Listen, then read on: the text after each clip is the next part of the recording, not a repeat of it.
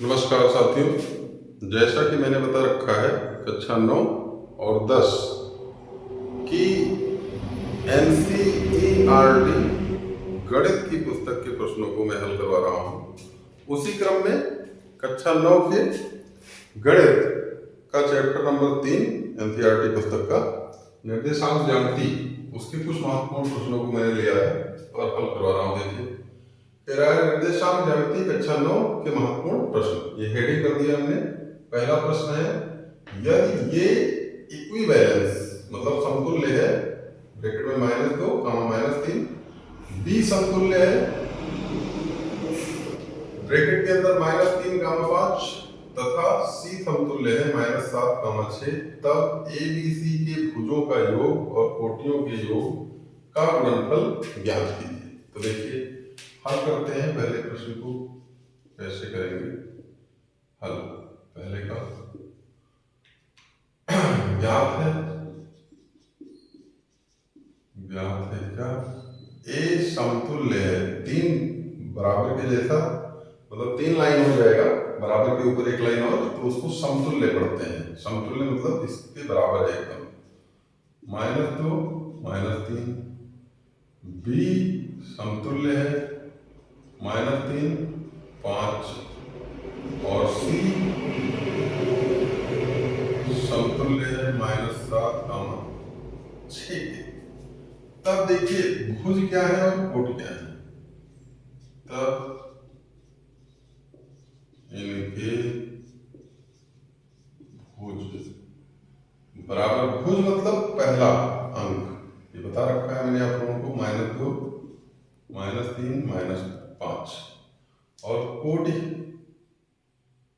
तथा इनका योग तथा इनका योग बराबर क्या रहेगा, -2 प्लस -3 प्लस -5। इन सबको जोड़े तो -2, -3, -5 और ये 3, 2, 5, 5, 10, -10, -3, -7 है, सॉरी -7 है, 7 लिखेंगे तो यहाँ 7 लिख लेते हैं, 7 हो जाएगा। तो कितना आ जाएगा, -5 और -7, -12। और तथा कोटियां, तथा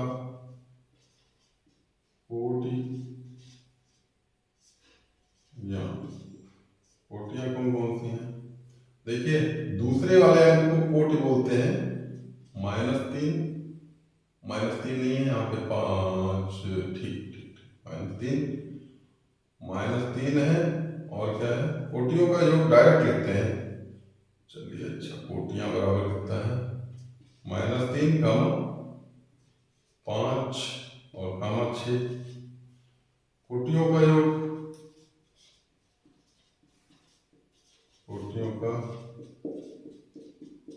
बराबर कितना आ जाएगा, देखते हैं, -3 + 5 + 6। अब देखिए, -3 + 5, एक प्लस का 2 और 6 तो 8, ये हो गया। अब इसका गुणनफल कह रहा है प्रश्नानुसार, अभिष्ट गुणनफल बराबर है। देखिए, प्रश्नानुसार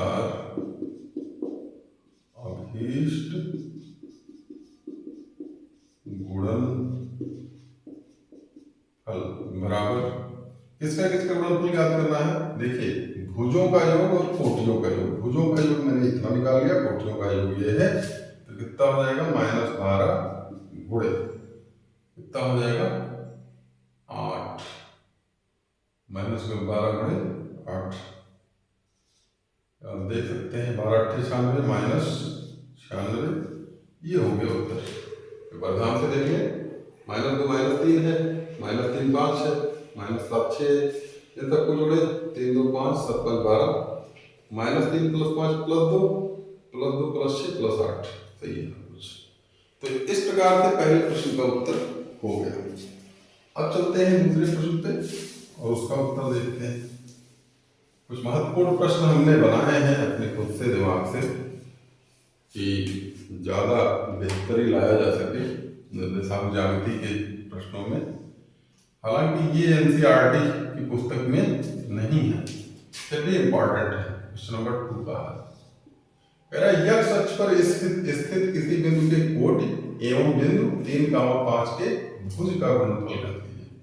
तो ध्यान रखिए यक्ष अक्ष पर कोई भी बिंदु हो उसका कोटि क्या होता है, कोटि मतलब y निर्देशांक या y का मान। मैंने अपने निर्देशांक ज्यामिति वाले वीडियो में बता रखा है, वो क्या होता है 0। तो लिखेंगे चूंकि x अक्ष पर स्थित किसी भी बिंदु की कोटि बराबर y निर्देशांक बराबर 0। एक्स अक्ष पर कोई भी बिंदु हो। अब देखिए ये अगर नहीं याद है तो आप ये प्रश्न नहीं कर पाएंगे। तथा बिंदु 3,5 का भुज बराबर, अभी पिछले प्रश्न में मैंने बताया भुज मतलब पहली संख्या जो ब्रैकेट में लिखी हुई है कौन सी है 3। इसलिए अभीष्ट गुणनफल बराबर 0 गुणे 3 और 0 को किसी से भी गुणा करें आंसर क्या आता है 0। आंसर हो गया। इस प्रकार तीसरे प्रश्न पे हम पहुंच जाते हैं और कह रहा है y अक्ष पर स्थित किसी बिंदु के भुज एवं बिंदु इतना की कोटियों का योग ज्ञात कीजिए। देखिए तीसरे में y अक्ष पर स्थित किसी बिंदु का ध्यान रखिए जिस प्रकार x अक्ष पर स्थित किसी बिंदु की कोटि यानी y निर्देशांक का मान 0 होता है, उसी प्रकार y अक्ष पर स्थित किसी भी बिंदु का भुज यानी x निर्देशांक का मान 0 होता है। याद रखना है, मैंने बता भी रखा है। तो ये हो गया। तथा बिंदुओं कौन कौन से बिंदु हैं देखिए 3 में -3, 5 हुआ, -2, 7, -2, 7 की कोटियां बराबर। इसकी कोटियां कौन कौन सी हैं 5 और 7, 5, 7। इसलिए अब इन्हीं सबका योग ज्ञात करना है। इसलिए अभीष्ट योग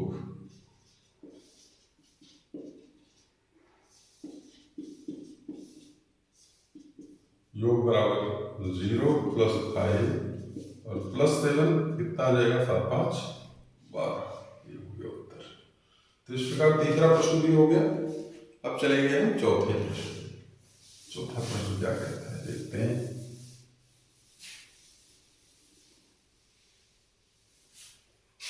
चौथे प्रश्न में लिखा गया है बिंदुओं इतना के कोटियों का गुणनफल ज्ञात कीजिए। देखिए प्रश्न नंबर 4 आसान सा है। बिंदुओं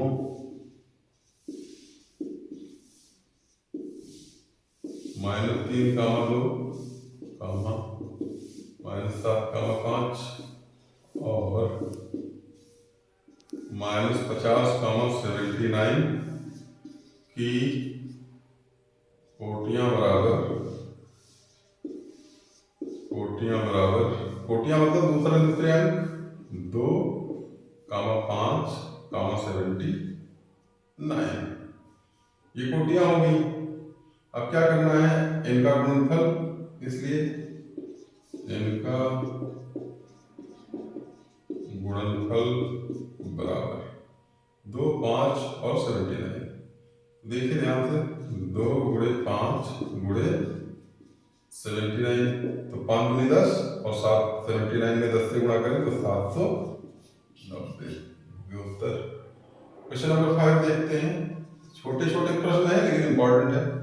बिंदुओं इतना तथा इतना कि भुजों का गुणनफल एकदम उसी तरह है। बिंदुओं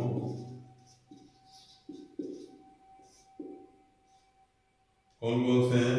-6, 0, -8, 10 तथा -12, 7 के भुज। -6 हो जाएगा पहली संख्या को भुज कहा जाता है, दूसरी को कोटि, ये मैंने पहले ही बता दिया है। तो -6 हो गया, दूसरे का कितना हो गया -8, तीसरे का -12। सबका गुणनफल याद करना है, तो इसलिए इनका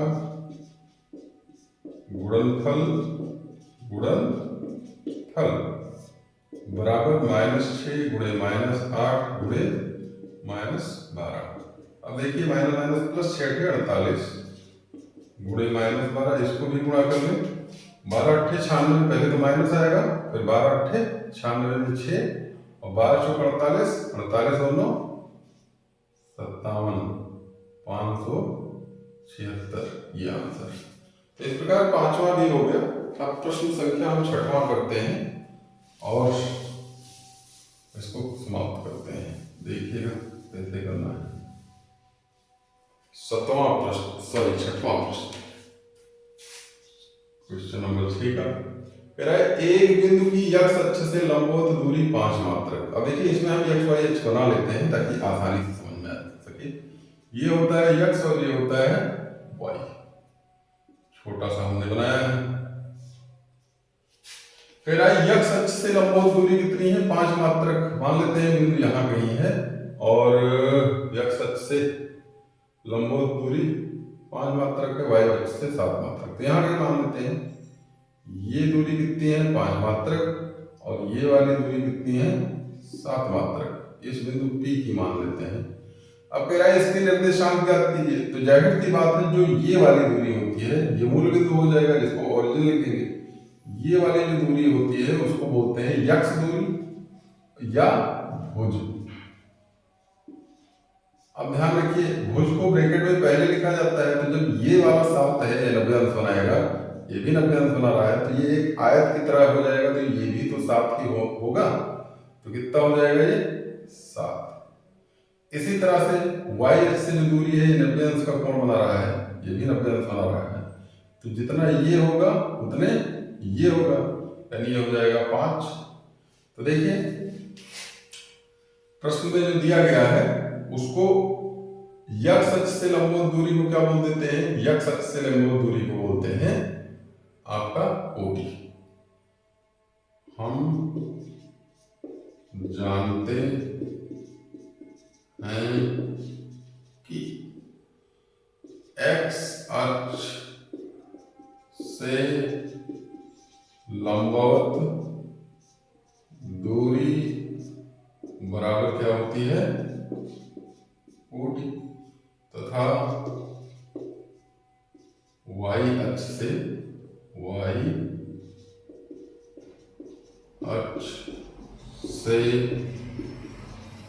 लंबवत दूरी बराबर क्या होता है? भुज। आप देख भी सकते हैं y अक्ष से लंबवत दूरी ये वाली है, मतलब x वाली दूरी, और x अक्ष से लंबवत दूरी ये वाली है, यानी y वाली दूरी, y की दिशा में दूरी, y अक्ष की दिशा में दूरी। भाई ये दूरी कौन सी है? x अक्ष की दिशा की दूरी। और ये वाली दूरी मतलब ये वाली दूरी कौन सी है? y अक्ष की दिशा वाली दूरी। ऐसे भी समझ सकते हैं।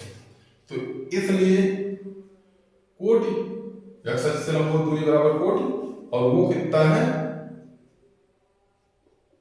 कोटि। और ये बराबर कितना दिया है आपका? कोटि होती है। अब देखिए ज्ञात है, इसलिए ज्ञात है कोटि बराबर कितना? कोटि बराबर आप देखें तो x अक्ष से लंबवत दूरी कितना दिया गया है? 5 मात्रक। तो कोटि बराबर 5 मात्रक और भुज बराबर y अक्ष से लंबवत दूरी वो कितनी दी है? 7 मात्रक। तो इसलिए बिंदु के निर्देशांक बराबर लिखा क्या जाता है, भुज गामा कोटि। ये होता है लिखने का तरीका। तो बराबर भुज कितना है, मात्रक को हटा देते हैं 5 का, भुज कितना है 7,5। देखिए, तो इस प्रकार मैंने चित्र बना के भी समझा दिया और इस प्रकार भी एक्सप्लेन कर दिया। अगर आपको इम्तिहान में लिखना है, आप ये सब कुछ ना लिखे, डायरेक्ट लिख दे 7,5, तभी फुल नंबर मिलता है आपको। ये तो केवल समझाने के लिए है, या इस तरह चित्र बना के डायरेक्ट लिख दे तभी फुल नंबर मिलता है। तो इस प्रकार मैंने निर्देशांक ज्यामिति के महत्वपूर्ण प्रश्नों को लिया। मुझको लगा कि इन प्रश्नों को कर लेने से आपकी जानकारी और अच्छी हो जाएगी और बेहतर हो जाएगी, इसलिए मैंने ये प्रश्न जो है ले लिए महत्वपूर्ण प्रश्न करके। तो आप प्रयास कीजिए, चैनल को ज़्यादा से ज़्यादा सब्सक्राइब करवाइए, अपने मित्रों के पास शेयर कर दीजिए ताकि चैनल ग्रो करता रहे और मुझको भी मोटिवेशन मिलता रहे, मैं अच्छे अच्छे वीडियो और भी बनाता रहूँ। फिलहाल वीडियो देखने के लिए बहुत बहुत धन्यवाद। मिलेंगे अगले वीडियो में।